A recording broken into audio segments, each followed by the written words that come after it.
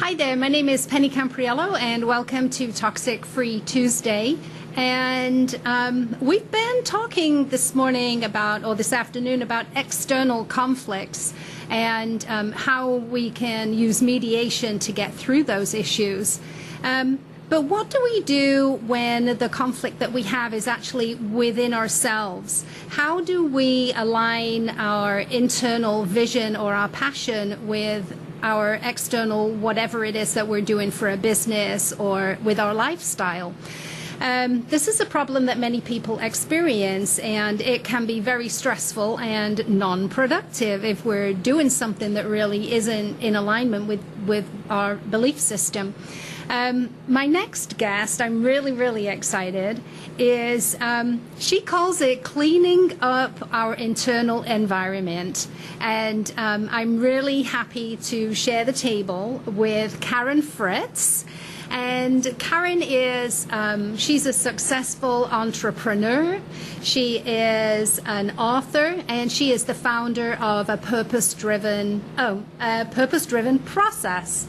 And Karen has spent many years in the corporate world, and she has an extensive background in psychology and tech, high tech, I should say, and she has actually used both of those things put together to help entrepreneurs by improving their business structure and providing organizational skills for effective businesses. So I want to introduce to you Karen Fritz, and I'm so glad that you could make it today. Thank you so much. I've been looking forward to it. I really have. I know, I have too. Okay, explain to us a little bit more about what it is that you actually do. So what I do is to help people to really recognize what it is that their soul impetus is in coming to Earth. You know, why am I here? Those real questions. And then to make sure that they're able to give those gifts that they're here to give or to be, whether that's in parenting or mostly I work with entrepreneurs. And so that those gifts can come out into the world and help to build an economic and social structure that actually encourages more and more of our divine gifts to be received into the world. Okay. So I think a lot of times I may have conflict within myself. What is it that I really want to do, and is that in alignment with what I'm actually doing? So you actually help people to put those things together. How do you do that? Oh, that's a good one. What I do is really come to a very neutral and expansive perspective. My gift, and I don't take a lot of personal credit for it, but I'm able to be very comfortable in chaos.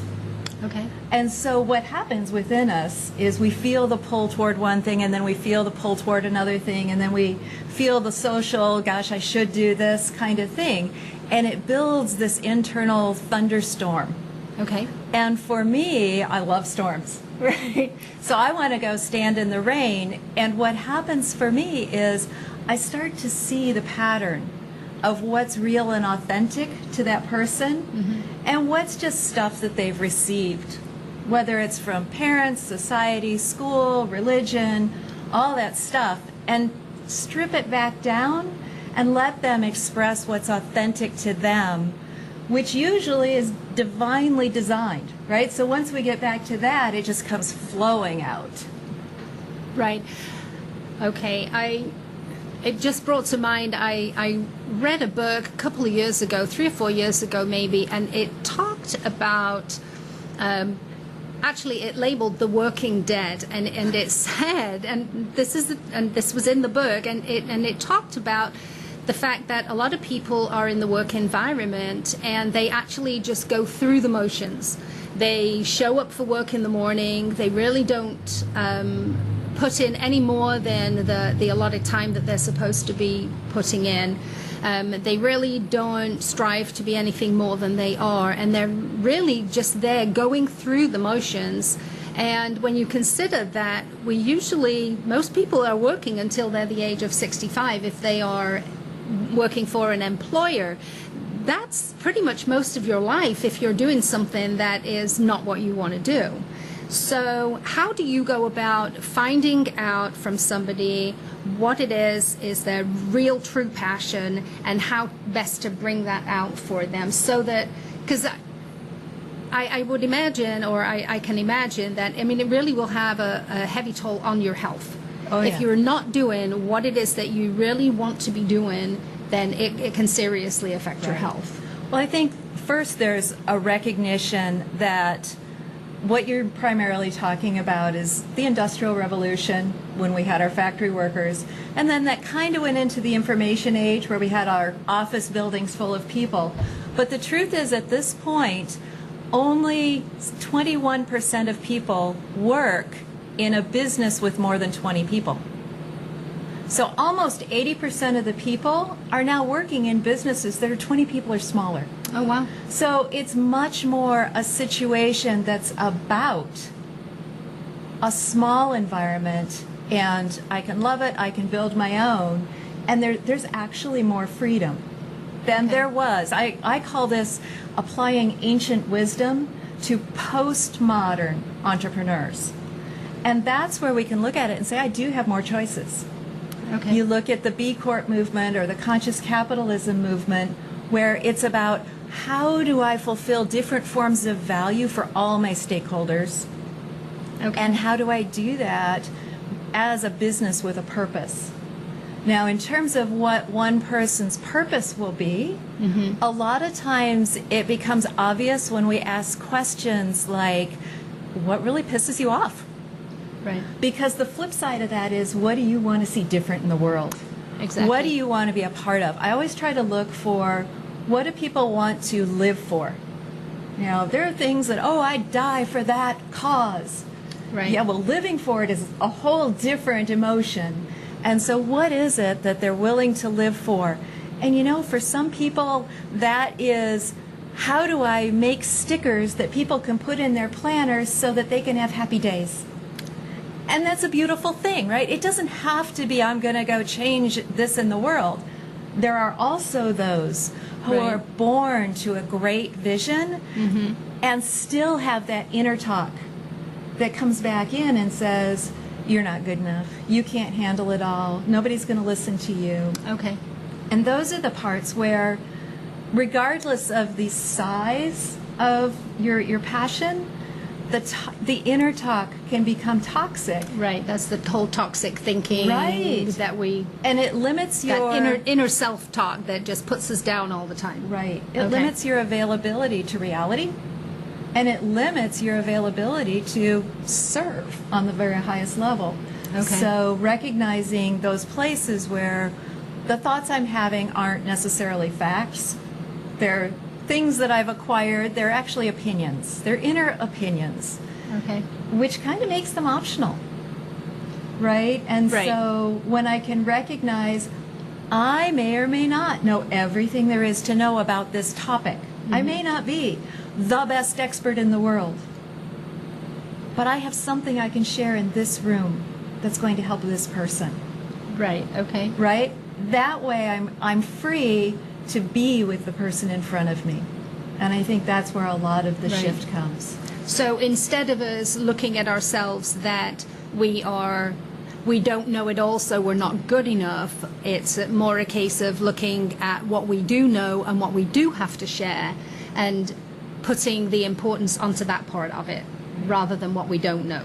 And what is it that this other person with us is ready to receive?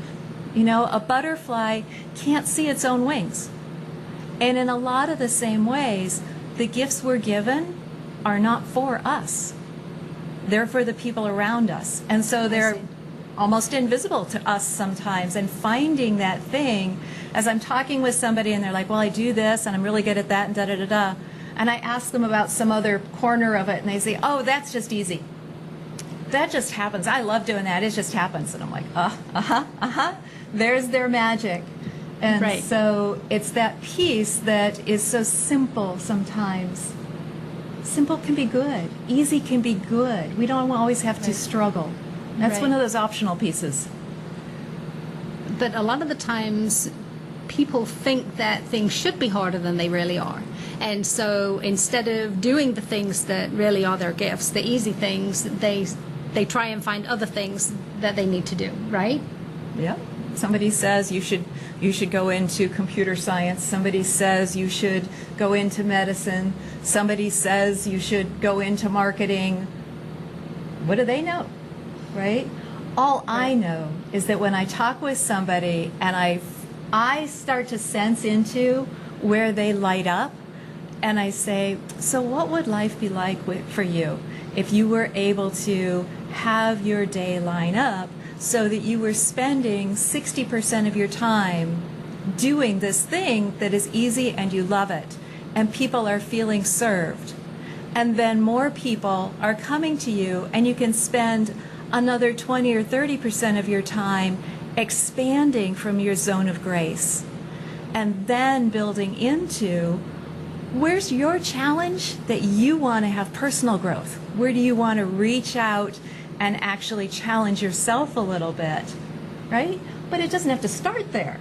Right. That's more what I like to see is when somebody goes, oh, yeah, right. And that's zing. Okay, so you're actually helping people to identify the toxic thoughts that are preventing them from moving forward. Right. Right? Okay. So once we've identified that, how do you stop it? Well, you never stop it. Okay. Okay, so that would be like those people who say, I'm going to be fearless. Yeah, right. You know, the truth is, so long as I am in a neurology, right, this is my psych background, I'm in a neurology, and it is fundamentally designed to scan for danger. That's what it does. It protects this unit. Okay. And so as it scans for danger, sometimes it gives me real signals, and sometimes there are random electrical firings, and the brain doesn't care. It's going to make sense of them anyway. Well, that must mean something, and it's probably scary. And so it builds in these things that were never true, or we interpret them. So recognizing what's really true, and part of what's really true is it's always going to be there. We're never going to be free from negativity and fear, but we can be free within it. And one of the first things to do is to recognize that the negativity or the fear is never in the present moment. The toxic part, right? If you're standing in the middle of a busy street, that's real. Yeah, it comes from a memory or a previous experience or something we've been through. Can only be in the present moment. Okay. So anything I can do to bring my attention back to the body, and the easiest one is, where are my feet? Okay. Right? Where are my feet? And to bring it back and recognize, okay, now in this moment, I'm back here now. Yeah, wow, look at all that la-la going on. I'm here in this body. What's real? What's true? What can be addressed? So keep your feet on the ground. Right. So I think that's really the first thing. And then to say, okay, now, of all these thoughts that are going on, which ones reflect facts, right? Like, so if we asked, is Paris the capital of France? Pretty much everybody would agree that's a fact, right? Would everybody agree? Yes. That's true. With the small t, true, right? If I were to ask, is Karen the most qualified person in the world to provide computer recommendations on software? 99% of the people on the planet would say no. But if there are people in the room that I can help, I will. Okay. Right? So that's an opinion. I don't know enough. I'm not ready yet. And so separating that out, I can choose to just let it go. And that's a choice. Right. And again, you might not know it all, but you might know more than the next person, right? Right. And that's where my service is. Right. So getting your head around that, thinking that you are good enough rather than thinking about the things that you're lacking is a key point. Am I good enough? Can I do it? Mm-hmm. Is anybody going to listen to me? Who am I to do that? That's a big one. Are all looking at me? When I look and I say, what does she need? How can I serve? Right. The right thing emerges. Okay. So turning it around so that you're actually serving somebody else Right. instead of looking at yourself. Right. And, not taking that to extremes and becoming toxic to myself either. Right. There's a healthy area, but that's one of the easiest ways to turn that around. Okay, so is that how we would choose to live and lead? I would believe so. I would look at it as, especially in business, but also in parenting, right? A really good leader is someone who brings value to the planet. They have presence, right? They're fully there with the people that they're talking with. They have innovation. They're open to new ideas and what is evolving around them. They have an incredible ability to connect and really care about other people. So there are a lot of different forms of value in addition to finance. So a good leader is going to bring value to a complex situation. A great leader is going to be able to do that and create valuable leaders. In other words, also be looking at a higher level picture of how can I help these people around me to grow into their best self. Right. So it's not just about improving yourself, it's about improving everybody else around you. Right. Okay. And I think sometimes that gets lost a little bit in the entrepreneur world where, it's only me and my business and well, no, it's not. It's you and everybody you network with and anybody you hire and every client that you have. You're providing an ecosystem, and you want to have your whole ecosystem be non-toxic. Right. I think a lot of the times in an employment situation where you're working for an employer, you don't necessarily get that same kind of staff development. You don't get them developing the employees so that they can go on and lead too. I think that's true in a lot of the old-fashioned companies, the dinosaurs that are struggling so hard right now. Right. But if you look at like the conscious capitalism movement, and that's companies like Patagonia and Whole Foods and Costco and Trader Joe's that really value their teammates and put their growth and development, people are right up there with profits and planet. You can't put profits last, because that's not sustainable either. You got to stay in business. But it's not the only measure of value. And when you actually form that as a B Corp legally, you can say, yes, we accept investment, and no, we're not here to maximize for the stockholders. Okay. We're here to build a world for the stakeholders. And so that model is already moving into the larger organizations. Costco, Whole Foods, they're huge. Right, yeah. And I think we'll they're see growing. we'll see it merge more into the large ones, but we have way more freedom in smaller businesses to just jump in and have it our way, the good way. Right. I do just want to give you a minute because I know that you have a book coming out soon, and I want you to be able to let everybody know what your book is about, and then we'll have to close. Okay, great. My book is called Purpositivity, the feminine face of productivity. And it really is about looking at this old industrial revolution set of time management practices and recognizing you can't manage time. It does its own thing. Right. Time's going to go on regardless, right? Okay. But what I can manage is my attention. And especially as a woman, I recognize that my attention is not linear. My attention is not absolutely consistent for everything during the day. Recognizing that, I can design my day and my biorhythm to match. When is my computer time? When is my creative time? When is my connecting time? And by doing that, it builds more meaning into my business environment and gives everybody I touch permission to do the same. So, and when is the book coming out? It's going to be out in August. It's at the publisher, going through formatting now. So, awesome. Yeah, it's going to be a lot of fun. Well, I know we have some information up there on the screen for you. We have a website that people can go to, Purpositivity. Purpositivity.com. I haven't got my glasses on, so normally it's a little bit closer. It's a bit further away today, so I can't see it real well. But yeah, so make sure that you go onto the website and follow when Karen's book is going to be coming out. And is there another way that people can get hold of you if they want to utilize your services? Because I know Oh, you bet. you work with a lot of entrepreneurs. Yeah, and I love to just, like, can we do a 1 hour where we dive in, find your spot where you're hung up, and go, and let it go.